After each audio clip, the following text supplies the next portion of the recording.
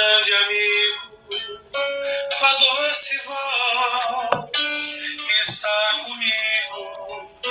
Jesus amado, és adorado, faz todo tempo em minha vida, na paz que excede todo entendimento, água viva que sai da fonte da tua palavra, no teu conforto, na tua orla, irei tocar.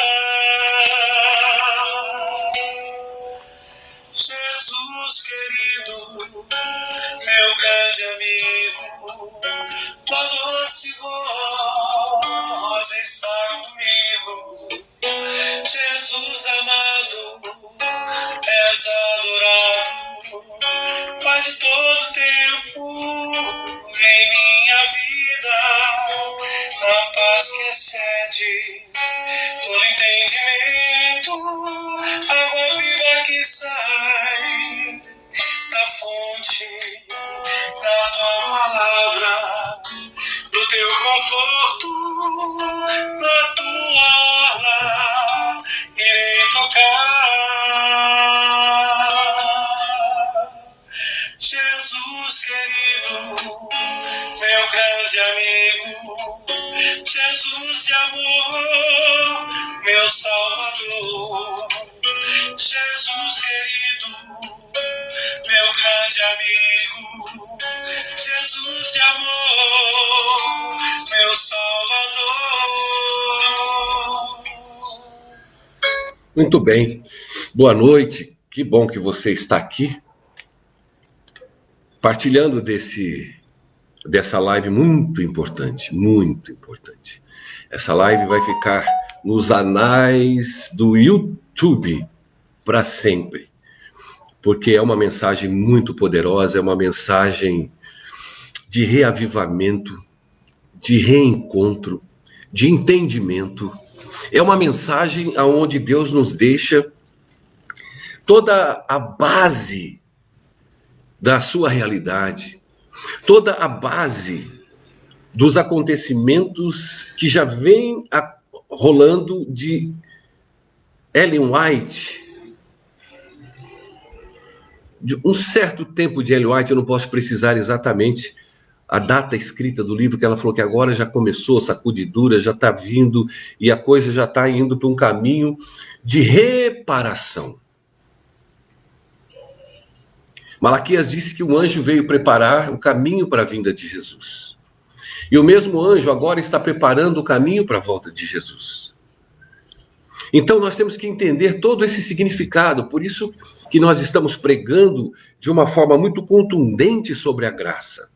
Porque é ela que nos liberta do pecado, é ela que nos liberta do mal, é ela que nos liberta de toda sorte de dor, de insegurança, de insensibilidade, é ela que nos faz uma nova criatura em Jesus, é ela que nos prepara para receber o poder do Espírito.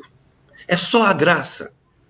Nada, não é comida, não é não pecar, não é olhar a lei, não é obedecer a lei, não é nada, isso não vale nada. A presença, a glória de Deus nos faz nos preocuparmos com uma boa alimentação, tomar sol, fazer exercício, cuidar da saúde, mas é tudo consequência dele. Eu ter prazer na lei, nos mandamentos do meu Senhor, é tudo consequência da graça. E nós vamos falar hoje de um tema que é primordial, ela é a divisão da salvação e da perdição. E eu quero que você entenda, de fato, porque vai fazer muita diferença na sua vida. Sinal de Deus é o sábado. Eu já quero colocar de cara, para que você possa não ficar meio que temeroso do que vai ouvir e vai pular fora do vídeo. Então eu já quero deixar claro para você que o sinal de Deus é o sábado. que o sinal da besta é o domingo. Por quê? Porque a igreja cristã, católica, ela transformou os mandamentos de Deus em mandamentos humanos. E dentre eles, o principal que aguarda, que Jesus deu-nos no dia da criação. E isso veio desde sempre. Jesus diz, o sábado foi feito por causa do homem. Ou seja, eu fiz o sábado por tua causa, homem. Sherry, você ouvinte. Isaías diz que o sábado servirá de sinal entre Deus e o seu povo. E assim todo o histórico do sinal de Deus. Ok. Agora, há uma diferença brutal e perigosa quando se fala de selo. O selo de Deus. E é isso que nós vamos estudar. O que é sinal, o que é selo. O que é o sinal para nós e o que é o selo na nossa fronte. Tá bom? Nós vamos ler dentro da Bíblia e vamos ver o que o Espírito de Profecia fala também. Agora, o que mais pega na nossa condição como ser humano e como crente? Porque o crente não é diferente de nenhum ser humano, é tudo a mesma coisa. Sendo a mesma coisa, sendo pecaminosos por natureza, problemáticos e neuróticos por natureza, todos os seres humanos são neuróticos, uns adoentados, sintomatizados, outros não, mas eles têm o seu linear de a sua condição pecaminosa. Por isso que precisa de graça, graça, graça, Jesus, misericórdia o tempo todo. Sem ansiedade, na paz que excede todo entendimento, na presença do Espírito em nosso coração, que foi enviado por Jesus. Muito bem. Então o homem ele está acostumado a ter esquemas em tudo na sua vida. Para quê? Para que ele obtenha resultados. Um exército, por exemplo, ele tem hierarquias, tem esquemas. E esses esquemas ele tem que obter em cima dele resultados. Empresas, ele tem hierarquia, esquemas, negociata, troca, compra, venda, para quê? Para que no final ele obtenha resultados. Isso já está impregnado na nossa vida, no nosso dia a dia. Só que o evangelho é diferente. No evangelho não tem esquema, não tem esquema.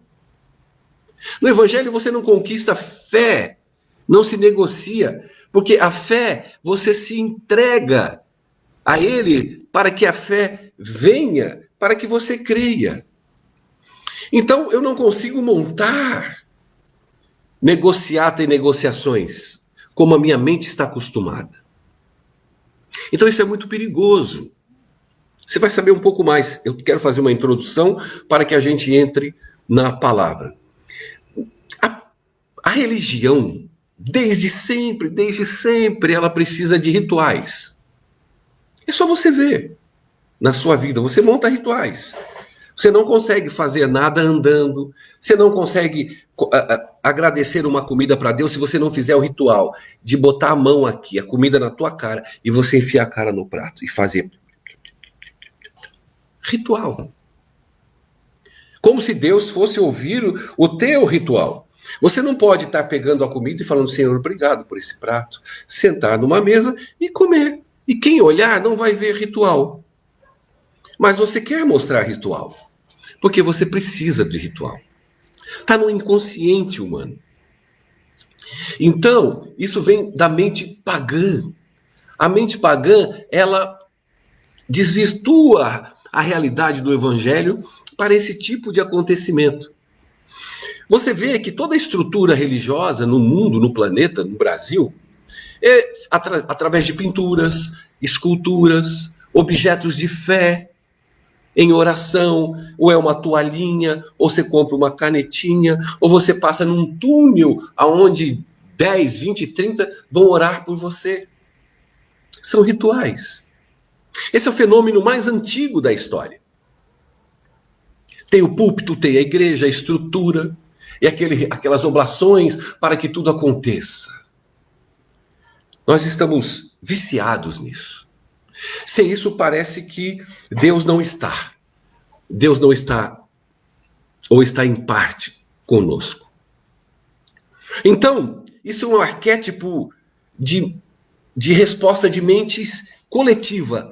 Arquétipo é isso, está na coletividade humana, esse tipo de estrutura. Que vem do paganismo, de oferecimento, de barganha. O ser humano não consegue entender a graça por si só. Nós temos falado esses dias todos nas nossas lives. E nós não somos diferentes, porque o inimigo sabe disso. Ele sabe que nós precisamos, nós temos uma necessidade de repetição litúrgica, em especial a sagrada. E ele tem certeza disso. Então o que ele faz? Ele trabalha na nossa mente, é devagarinho. É um passando para o outro, é um fazendo o outro entender que essa liturgia é necessária, o outro cada vez mais melhora a liturgia, e aí a nossa mente vai captando isso e nós ficamos perdidos. Aí quando você fala de a graça, como eu estou pregando, a pessoa fica sem onde se pegar. Ela precisa pegar em algo. Cadê o litúrgico, Sherry? Você está pregando besteira. Você está tirando a minha base psicológica. Como assim a graça é a graça e tudo? Não precisamos mais nada. É como se eu estivesse apedrejando você. Porque você passou uma vida na liturgia, nas oblações, nas leis e nas regras e nas normas.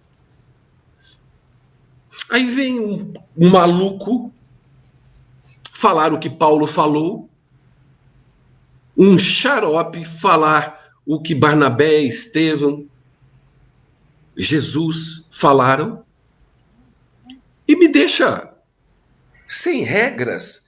Fica impossível seguir a Jesus, é impossível. Meu Deus, como assim? Aceito a graça, e agora? O que eu faço da minha vida? É quase que uma morte. A pessoa recebe um vazio dentro dela, mas um vazio existencial poderoso, entra na mente e no cerne dele. É o mesmo vazio como se ele tivesse perdido um ente querido. Ele não encontra mais aquela esposa que ele conviveu 15, 20, 30 anos na cama. O filho que dividiu a mesa com ele, quase que uma vida, agora ele não está mais ali. Esse mesmo vazio é causado quando se tira toda essa liturgia, toda essa gama de legalidade da vida do crente. E ele não entende, ele se desespera. Ele tem duas muletas que ele carrega, que é a lei e o sábado. Ele, sem isso, o poderoso teólogo, o poderoso estudioso, ele traz tudo isso sobre si. E quando vem um debate ou uma oportunidade de falar, se tirar essas muletas dele e falar, agora você vai falar só da graça, ele não vai saber por onde começar, por onde seguir e muito menos como fechar. Por isso que ele fecha com regras. Por isso que ele fecha com lei. Ele prega a graça, ele fala da justificação, mas se ele não usar as muletas, ele fica com o vazio existencial. Ele morre. E você, como está acostumado a ouvir isso, não vai suportar algo diferente disso. Essa liturgia, ela é tirada de você de uma forma que aí eu digo para você que o evangelho é o caminho, a verdade e a vida. Tudo isso te leva a uma prática do amor ao próximo e do amar a Deus. Mas isso não é o suficiente porque está faltando, cara. Falta regras, normas, leis, faltam mandamentos falados, falta uma pedra para que essa pedra bata na minha cabeça. E Moisés quebrou essa pedra por amor ao povo de Deus. Irado, ele sabia que se aqueles mandamentos estivessem ali, todos receberiam fogo do céu, porque transgrediram todas as regras divinas de amor a Deus, confiança e fé. Como tudo isso é muito simples, aí você fala para a pessoa que vive nesse caminho sobre Sodoma e Gomorra. É a primeira coisa que ela grita: eles pecaram, eles eram uma zorra, porque eles tinham gays, sexo, prostituição, é isso que eles... Então Deus foi por causa dos pecados dele que Deus destruiu. Eles falam com a boca cheia, com amor no coração. Por quê? Porque a ritualidade está impregnada dele. Não tem visão da graça, não tem visão do amor de Deus. O pecado e o pecador têm que serem destruídos. Por quê? Porque eles têm que ser destruídos. Eu não, porque eu guardo as oblações, eu guardo a lei, eu guardo o sábado. Então eles foram destruídos por isso, mas eu não. E aí você esquece que Abraão falou: mas e se tiver 10 justos, Senhor? Se tiver 10, eu não destruo. Mas isso não entra na cabeça da mente pagã. Da mente que, quando se fala em liberdade em Cristo, imediatamente na mente dele vem libertinagem. Quando a mulher se abaixou, atirou os cabelos para o ar e se agachou em Jesus, pegou o pé dele, um fetiche de pecador. Mas os legalistas estavam olhando aquela cena. Olhavam para a cara de Jesus, olhavam a sensualidade da mulher, chorando e passando o cabelo sobre ele. Aqueles homens ficaram iradaços, porque eles têm o coração legalista, maldito, porque eles são os mais maldiçoados e malditos, porque eles são os que carregam mais a podridão do pecado dentro deles, enraizados. Mas como eles guardam lei, sábado, e colocam aquelas túnicas e oram, eles se acham. Mas o olhar é mau, as intenções são más. Agora eu entro aonde nós teríamos que ter entrado. Eu não entrei, mas para que você, porque isso é a base para você entender o que nós vamos falar. Finais dos tempos. Deus preparando um povo. Como se prepara um povo? Guardando lei, guardando sábado? Não. Se prepara um povo como? Sendo agraciado, buscando o Espírito, sendo transformado, sendo recebido no céu como um ente de Jesus. A perfeição de Jesus habita em mim. Eu sou perfeito para meu Pai do céu, porque eu carrego em mim, na minha alma, a perfeição do meu mestre, do meu amigo e do meu Senhor. Começa por aí. Muito bem. E o que isso vai causar, e já está causando, e vai apertar cada vez mais daqui para frente na sacudidura? A palavra de Deus diz que nós seremos selados. Ninguém vai ver, é espiritual. Não tem tempo, não tem dia, não tem hora marcada, não tem nada. Não tem decreto dominical que vai fazer você ser selado. Não espere sair um decreto para ser selado. Não, o selamento ele já está acontecendo. Por quê? Porque o selamento na nossa fronte não é o sábado. Eu me lembro que há uns 30 anos atrás, eu peguei um estudo nosso, onde dos 12 estudos de Apocalipse, tinha sobre o selo de Deus a cara de um homem e um carimbo na testa dele escrito sábado.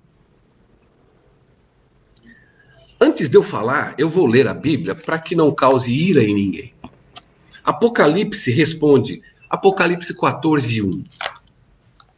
Vamos dentro da Bíblia primeiro, depois vamos ler o que Ellen White fala. Apocalipse 14, verso 1. Diz o seguinte: eu vi, e foi de tirar o meu fôlego. O cordeiro estava em pé no Monte Sião, e os 144.000 em pé com ele. E o seu nome, Jesus, e o nome do Pai, estavam escritos na testa deles. Primeiro ponto. Não pode ser o sábado. Primeiro que o sábado não te salva. Você observa, guarda e vivencia o sábado, que está dentro do decálogo de Deus, por estar salvo. Porque se for o sábado o selo de Deus na fronte, e os outros 9 mandamentos, enfiaríamos aonde? Eu teria que ter aqui, não adulterarás. Depois, não terás outros deuses diante de mim. Então a sabedoria de Deus é tão profunda que quando ele diz que o nome dele estará aqui, e o nome do Pai, ele está dizendo, o meu caráter estará formado em você, e você observará, e você será o homem que, ao sair o sinal da besta, pelo meu caráter, você está ligado aos meus mandamentos e estará seguindo o sinal de Deus, que é o sábado. Pelo caráter dele. É o que eu prego todos os dias. Pela graça dele. Eu observo todas as regras, leis e normas. Por quê? Porque é ele que habita em mim. O caráter dele, eu não tenho poder de transformar meu caráter. Muito bem. Vamos para Apocalipse 22, 4. Apocalipse 22, 4. Aí o anjo, nós estamos, a água da vida, a árvore da vida, o trono do Cordeiro está no centro, e os servos de Deus que prestarão culto a Deus, quando adoraram, estavam adorando a Deus, se verá na fronte deles o nome de Deus, o caráter de Deus. Ok? Então nós temos 2 versos da Bíblia aonde nos comprova que, e depois tem o selo de Deus, que é o Espírito Santo de Deus, no Novo Testamento. Paulo fala isso. Então nós não temos para onde fugir e direcionar para um selo ser o sábado. Agora eu vou ler o Espírito de Profecia para não deixar ninguém nervoso, porque eu sei que você, desde que nasceu, te foi ensinado que o sábado é o selo de Deus. E você ouve até hoje. Então, quer ver? Olha que bonito isso aqui. Aqui. Vamos lá. Nossa, cara, tem mais de 20 textos aqui. Mas eu vou ler alguns para você, tá? Eu publiquei alguns já. A classe que não se entristece por seu declínio espiritual, nem chora sobre o pecado dos outros da igreja, será deixado sem o selo de Deus. Vemos aí que a igreja, o santuário do Senhor, foi a primeira a sentir o golpe da ira de Deus. Os anciãos, aquele a quem Deus dera grande luz e que havia ocupado o lugar de depositário dos interesses de Deus, haviam traído seus propósitos. Agora, os inimigos da lei de Deus, desde os ministros até o menor dentre eles, têm nova concepção da verdade e do dever. Demasiadamente tarde, eles veem que o sábado do 4º mandamento é o selo do Deus vivo. Olha que interessante, Ellen White falando. O sábado do 4º mandamento é o selo do Deus vivo. É a única vez que você encontra ela falando que o sábado do 4º mandamento é o selo do Deus vivo. O que ela está dizendo aqui? Depois eu vou ler a continuidade. Ela está dizendo o seguinte: nós temos 10 mandamentos, ok? Então ela diz que o 4º mandamento é o selo do Deus vivo nos 10 mandamentos. Se você pegar os 10 mandamentos e tirar o 4º mandamento, você não vai saber quem escreveu os 9, porque não tem referência de nada. Pode ter sido eu. Quando eu coloco o 4º mandamento, que diz, eu sou Deus que criou os céus e a terra, o mar e tudo que neles há, eu sou legislador desses 10 mandamentos. Então, ele sela os 10 mandamentos. Ele é o selo do legislador. Não, ali ela não está falando aqui do selo da nossa fronte. Ela está falando do selo que sela os 10 mandamentos. Eu acho que está bem desenhado. Os que querem ter, olha aqui a definição boa. Os que querem ter o selo do Deus vivo na testa, precisam guardar o sábado do quarto mandamento.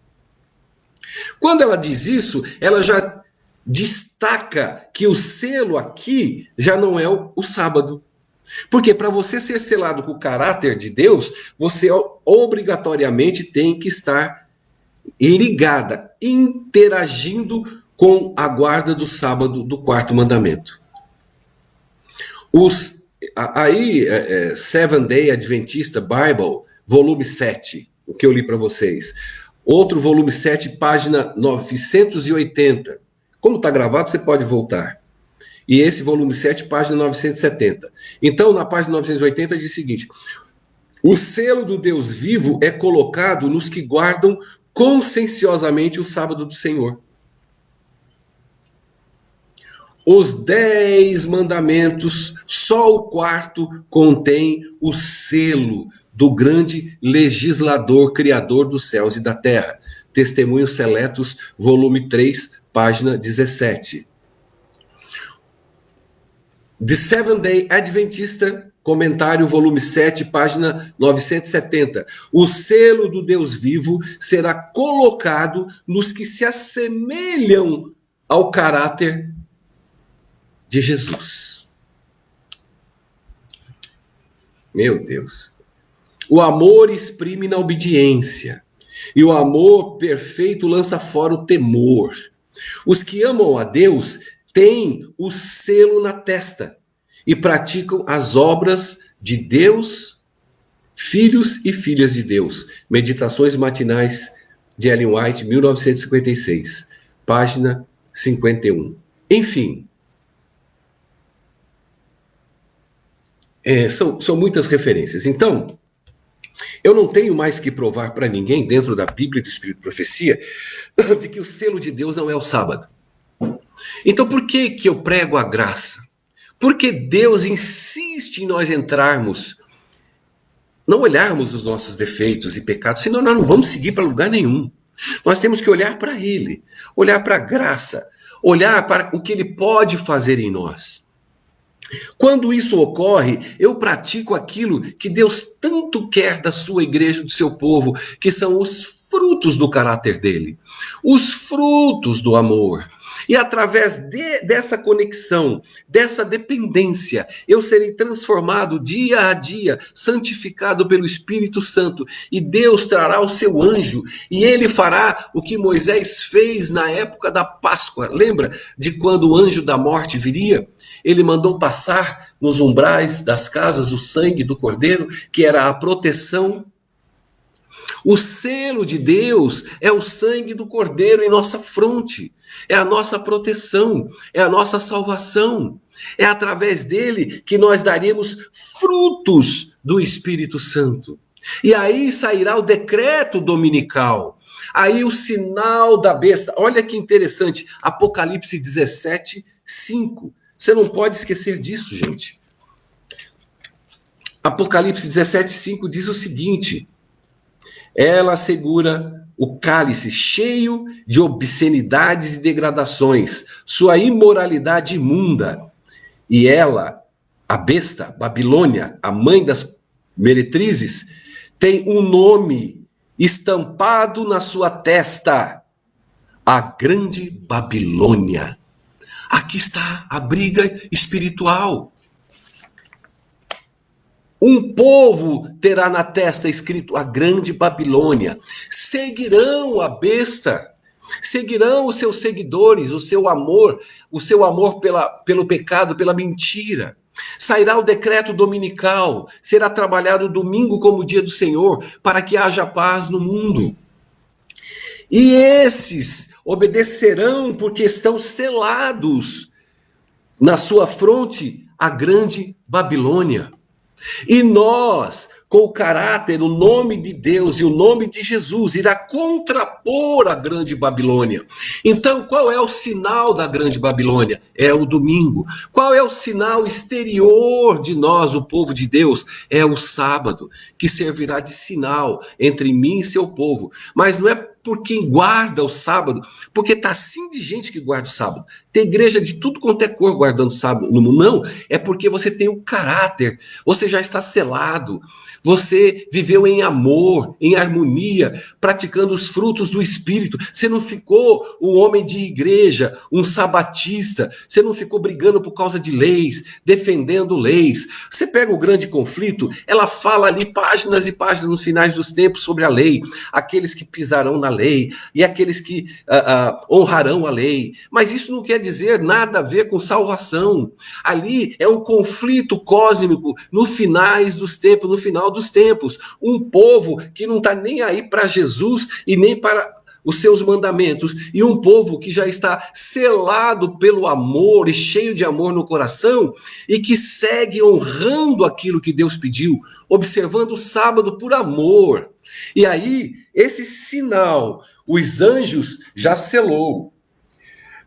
Ellen White diz que dentro da nossa igreja, uma grande maioria irá perseguir uma pequena maioria, que são aqueles que amam, que seguem a graça de Jesus. E os legalistas irão comer, e ela diz que igrejas inteiras serão perdidas com membros, pastor, chave e tudo. Vai perder todo mundo.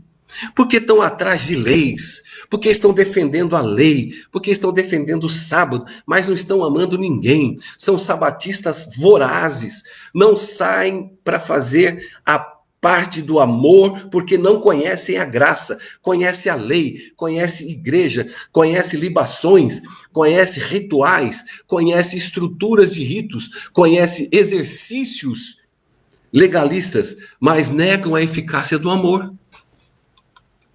Essa é a diferença. Então, o que vai acontecer? As pessoas vão cada vez mais endurecendo o seu coração, amando as leis e as regras mais e mais. Se falar alguma coisa, Sherry, você não pode falar mal da lei. Eu nunca falei mal da lei. Teve gente que falou que ia defender a lei, que eu falei mal da igreja.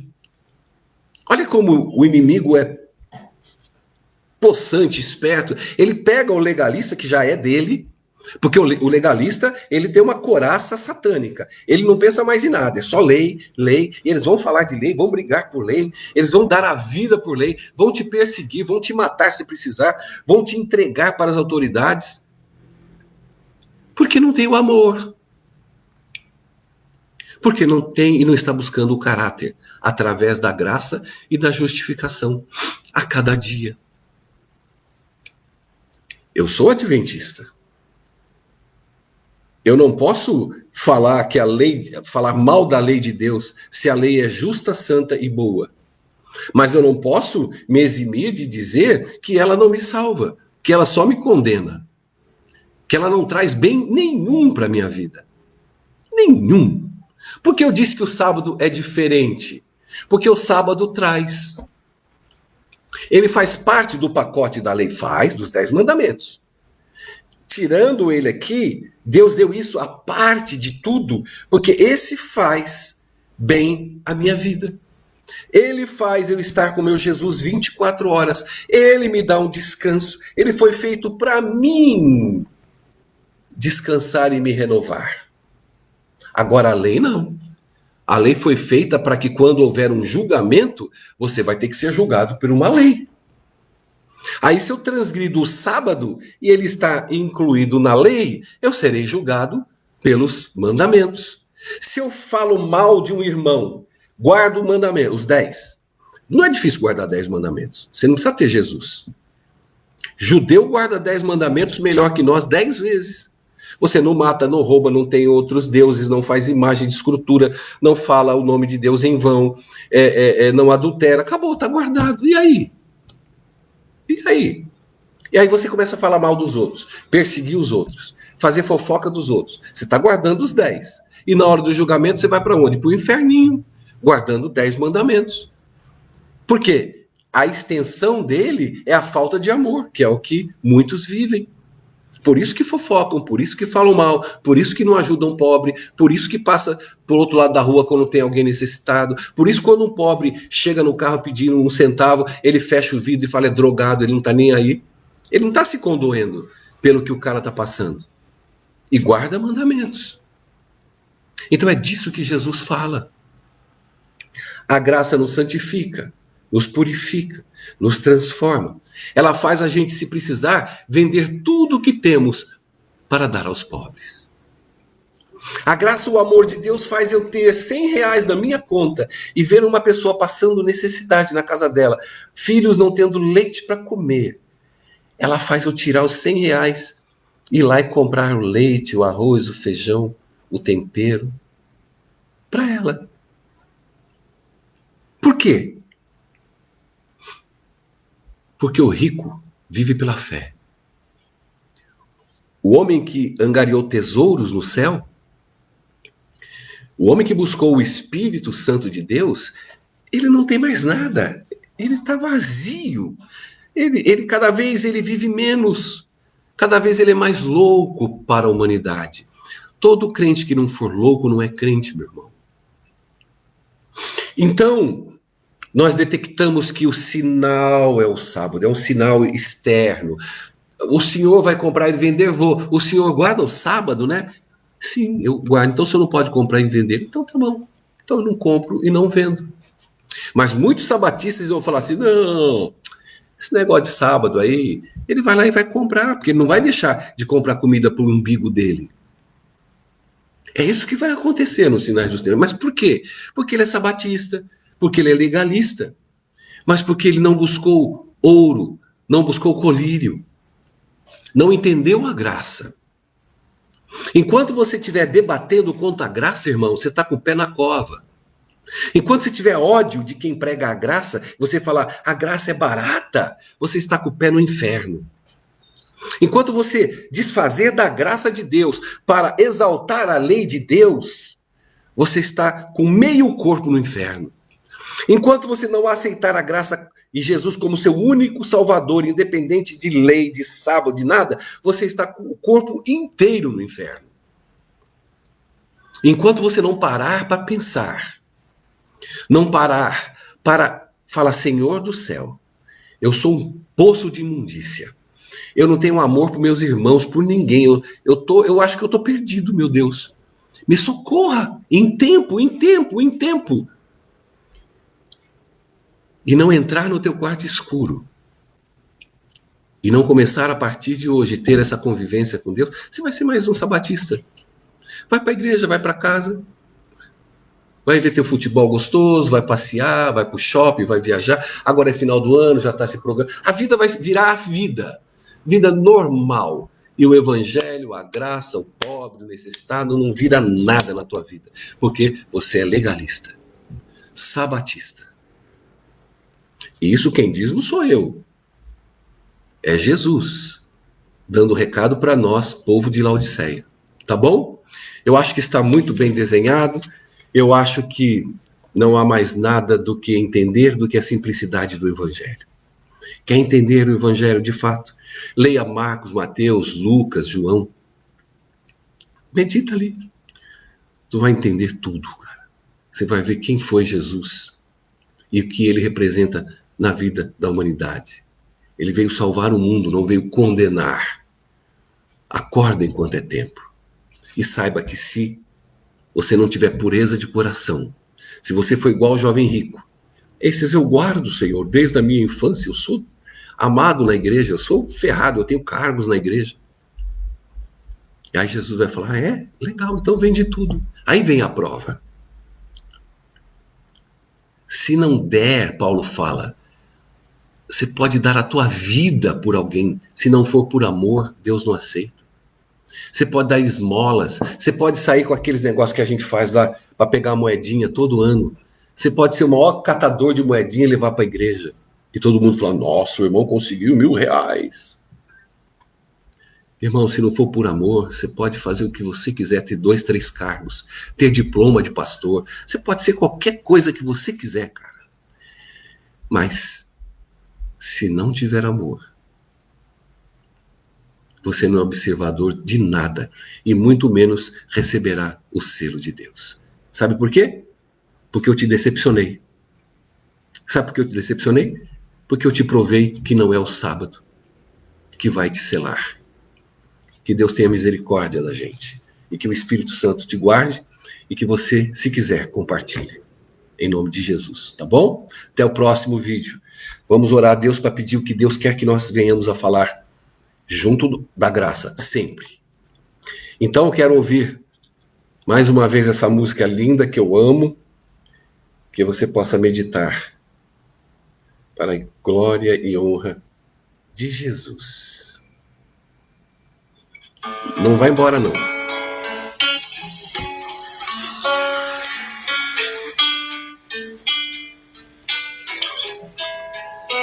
Jesus querido, meu grande amigo, a doce voz está comigo. Jesus amado, és adorado, faz todo tempo em minha vida, na paz que excede todo entendimento, água viva que sai da fonte da tua palavra, do teu conforto, na tua orla, irei tocar. Jesus querido, meu grande amigo, tua doce voz está comigo. Jesus amado, és adorado, faz todo tempo em minha vida, na paz que excede todo entendimento, água viva que sai da fonte da tua palavra, do teu conforto, na tua orla, irei tocar. Jesus querido, meu grande amigo, Jesus de amor, meu Salvador. Jesus querido, meu grande amigo, Jesus de amor, meu Salvador. Amém. Falando com uma amiga que está embebecida da graça, ela está comendo tudo, bebendo, se fartando. Ela falou uma coisa para mim hoje, que algumas coisas, mas hoje foi demais. E uma coisa certeira que ela falou. Sherry, quando você tem os 10 mandamentos e o 4º mandamento tem o legislador, e você como igreja de Deus, povo de Deus, tira o 4º mandamento para colocar na fronte, você está cometendo o maior crime e o maior pecado de todos os tempos. Você está tirando dos mandamentos de Deus o seu legislador. Quem tem ouvido, ouça o que o Espírito diz à igreja. Até já.